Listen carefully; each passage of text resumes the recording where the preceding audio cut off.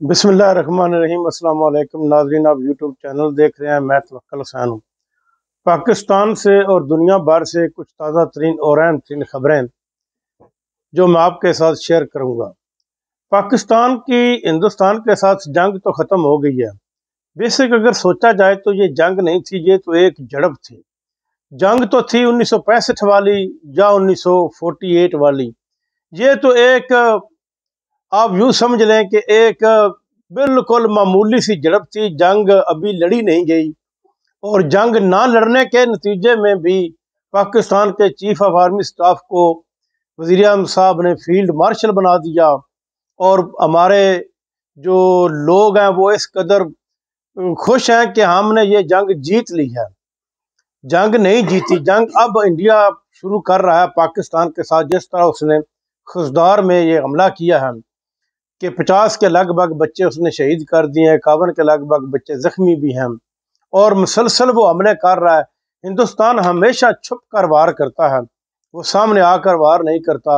वो इसी तरह पाकिस्तान के पानियों के ऊपर भी वार करेगा, पाकिस्तान का पानी लाजमी बंद करेगा, क्योंकि ये हमेशा से उसकी फितरत रही है। जब तक हिंदुस्तान को पूरे का पूरा सबक नहीं सिखाया जाएगा कि आइंदा आपने ऐसे इस किस्म के काम नहीं करने, क्योंकि पाकिस्तान की हमेशा ये पॉलिसी रही है। पाकिस्तान की एजेंसियों ने कभी भी हिंदुस्तान के सिविल लोगों के ऊपर हमला नहीं किया, ना ही करवाया है, ना ही छुप कर वार किया है। जब भी किया है सामने किया है, और जो भी किया है उसके जवाबन हिंदुस्तान के जवाब में किया। इमरान खान से नाज़रीन पाबंदियों का सिलसिला अभी भी जारी है। मुलाकात नहीं हो रही इमरान खान के साथ, और तरीके इंसाफ को ख़त्म करने वाले लोग अब ये सोच रहे हैं कि तरीके इंसाफ तो ख़त्म नहीं हुई।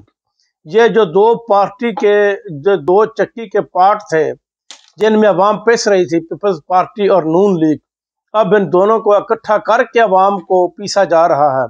जबकि ना तो पाकिस्तान में इस वक्त जमहूरियत लाई जा रही है।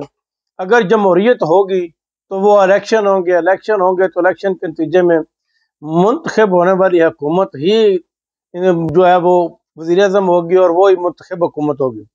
लेकिन पाकिस्तान में अभी तक ऐसा कुछ भी नहीं चल रहा। फैसल वाडा साहब कह रहे हैं कि ये जो जंग जीती गई है कि इसके नतीजे में जो फील्ड मार्शल बनाया गया, ये तो बहुत अच्छी बात है, क्योंकि उनकी खिदमात हैं पाकिस्तान के लिए। जनरल आसिम मुनीर ने बहुत अच्छी खिदमात अंजाम दी, वो सारे फौजी अंजाम देते हैं।